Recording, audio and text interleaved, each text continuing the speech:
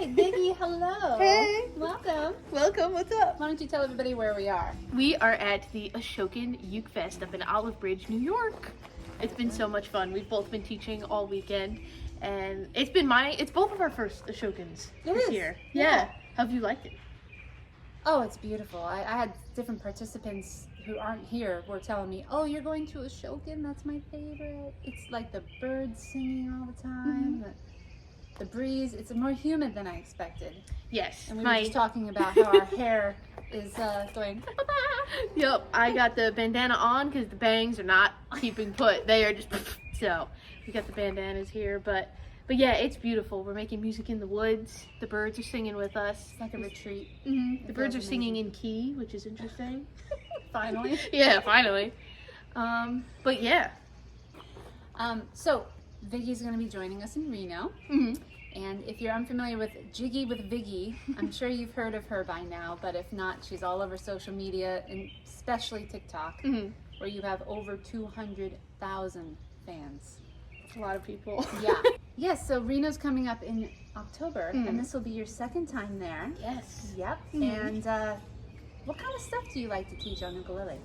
So I'm a big fan of teaching ukulele at all levels. So I really like to start with the basics with some 2-chord strumming songs, really focusing on good habits starting out and good ways to practice and build those good practicing techniques early on, so that when we see some more complex chords, we can apply those same fundamentals to them down the line. And I also really love to get a little funky with it and do some old percussive strumming tutorials. So how to add some kick strums and snare strums in there with your strumming technique to add a little bit more rhythm to it. And some other technical things too, like this was my first time teaching a bar chord boot camp in person. Yeah, how'd that at this one, and it went really, really well. Really focusing on all the little mini adjustments that you can make with the angle of your index and where that thumb is and how that really affects the bar chord structure. If we're doing a lot of self-taught stuff, there are little tiny things that we might not realize that we're doing with the bar chord. So we got to diagnose a lot of them, and a lot of people walked out of it playing bar chords when they hadn't been able to before. That's a big feat. Yeah, I was really proud of that. Have you had people tell you that they've got like trouble with their thumb on the back? I mean, what do you find is happening with the thumb mostly? With the bar chord. So a lot of times with the bar chord, with most chords, you want to have that thumb center in the back of the neck. And I found that with a lot of people struggling with bar chords, their thumb was over here, almost at the top of the headstock. And what that does is it automatically sets your index finger up to kind of not be at this straight angle. So when you bring that thumb over here, and in doing so, you kind of drop this wrist below here, it straightens out this index finger so that you could get an even bar. That's a good point. And even more with this straightened out finger, you don't have to necessarily stop your tip of the finger at the G string. You can scoot your finger up a little bit more so that the strings don't land in your finger joints here. Oh, yeah. That'll create those. Yeah. Yes. If they land in the crease, you might get that C string to buzz and all the other ones to ring out. And that's kind of like, how is that happening? Like, I'm pressing it down and that one is still buzzing. So the string could fall in the crease of your finger. So really little kind of nitpicky things like that, but they're really going to improve your playing and your bar chords overall. So nice. So yeah, that was a really good workshop. One of my new favorites to teach, I would say. Yeah, and I've heard that before actually. Gerald Ross teaches to use that finger up and over. And it's funny because when I try to do it that way, it feels really awkward. So I guess it just really depends on the length of the fingers, the strength of the hands, and the position of the wrist, I suppose. And the big thing with bar chords and fretting in general is you want to just press those strings down just enough so they touch that fretboard. You don't have to do any more. So if you press way harder than you need to, you'll get some of that thumb strain also added onto it. So as long as those strings are making contact with that fretboard, you that's don't have to push harder. Right. I had somebody do an exercise once, and I wish I could remember who it was. And they said, okay, put some pressure down, and it's like thud, thud, thud, thud, just like light pressure, and then put a little more, and put a little more. And then when they asked us, so what percentage pressure are you putting once you get that sound? And we're going, I don't know, 100%. And he's like, no, give us 100%. And we squeezed really hard, and the sound didn't change.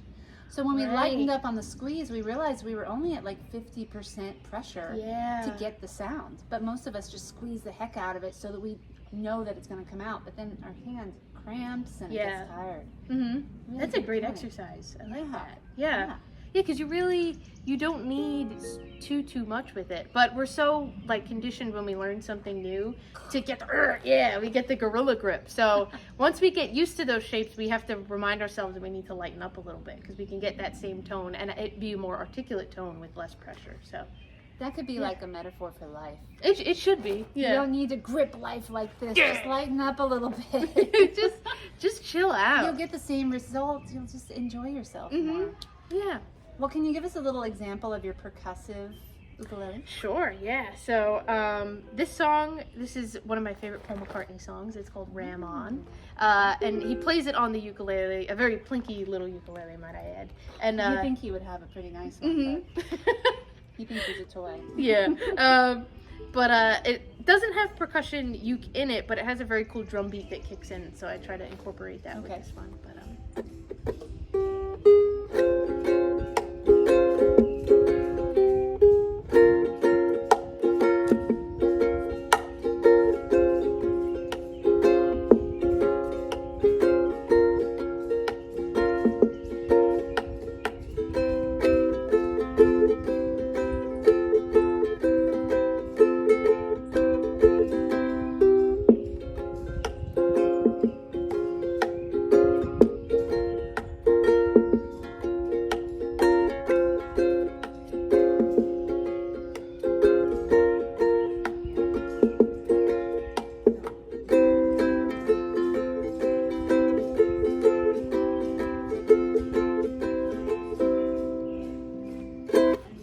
that song, but as soon as you went to those chords back and forth, I went, yeah, that sounds like Beatles. Yep. Right? Mm-hmm. Wow.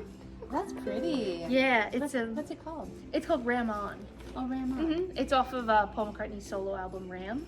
Oh. And it's cool. It's just those two parts back and forth, and it has this really pretty, like, I love that. Is it major spacey 7? vocal point. Mm-hmm. That's my favorite. Love a good major 7.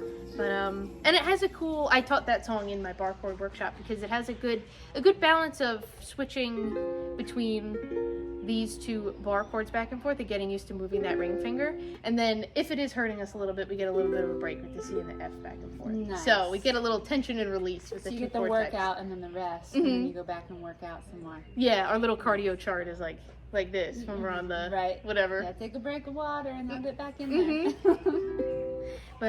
But yeah, so that's a little sampling of my percussive style. So we have our kick and our snares and how to incorporate them in our strumming I like that. is really fun. Yeah. And I've seen that in your online tutorials that you do, like these little micro tutorials. Right? I don't know how you shove so much of a little song and so enjoyable into within 3 minutes, or what's your limit? I try to keep them into 3. Sometimes they go a little longer, but 3 is like the sweet spot. If I could do it all in 3, I'm like, this is good. Okay, and where would they find you online to find some of your tutorials? Yep, you guys can find me on TikTok, Instagram, and a little bit of YouTube, all under Jiggy with Viggy. I post just about every other day on TikTok, whether it be a song tutorial or a cover, and just about the same over on Instagram too. I like to do any kind of genre, so it could be a song that just came out this week or a song that came out decades ago, and everything in between. So you never know what to expect from me. I'm doing a little everything. You're not limited by genre.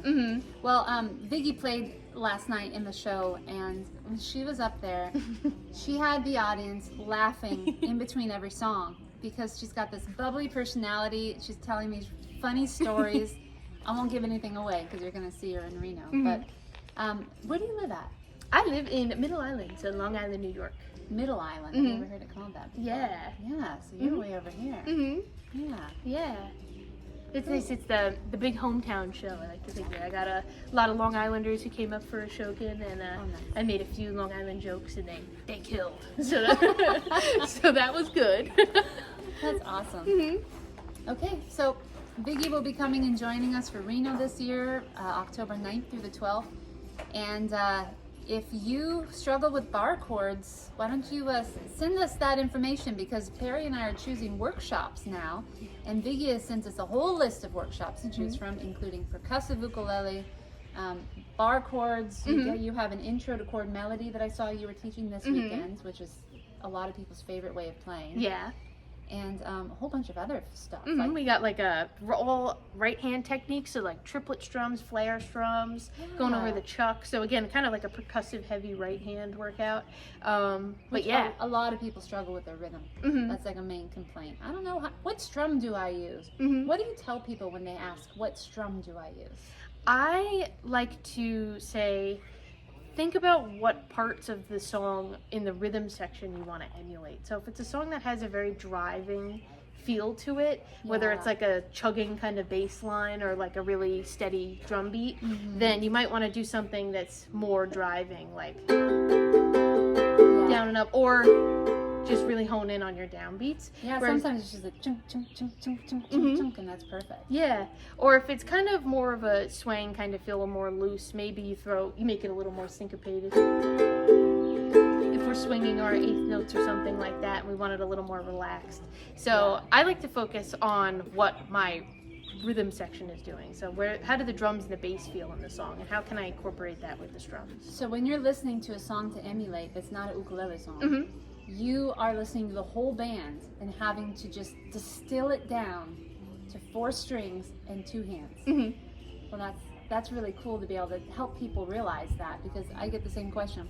What strum do I use? And you know, calypso is an easy thing to say, but we all get stuck in calypso. Right. Down, down, up, up, down, up. You know, then every song sounds like an island song. You're like, no, this is a straight pop song from the 80s. It's not an island song. So it's not so much what strum to use, but what rhythm do you hear, and how can you emulate that best? Yeah. And if they learn your percussive style, then they can add little drum beat in themselves.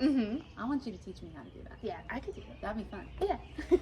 All right, cool. Well, I hope that you guys go check out Viggy online. She's got a bunch of free tutorials online. She's also just about to blow up here in the U.S. for sure. She's going to be traveling around to festivals. We just know it. So I think Reno was your first festival last year, right? And then Ashokan, is that number 2? I had Brooklyn Ukefest before this. This one's 3. Brooklyn. And what else do you have on the docket for coming up this year? I have the Midwest Uke and Harmonica Camp, which is in July. I love that one. I'm really excited about that one. And then in September, I have the LA International Uke Festival, which is Mitch. With Mitch. Cool. And then in October we have we're back at Reno. All right, cool. Well, we're still looking forward to seeing you again. Yay! So excited to be back. Look up Jiggy with Viggy at Jiggy with Viggy. If you Google that, you'll be given all the links you need. They'll all come up. Cool. We'll see you in Reno. Cool. We'll see you there. All right.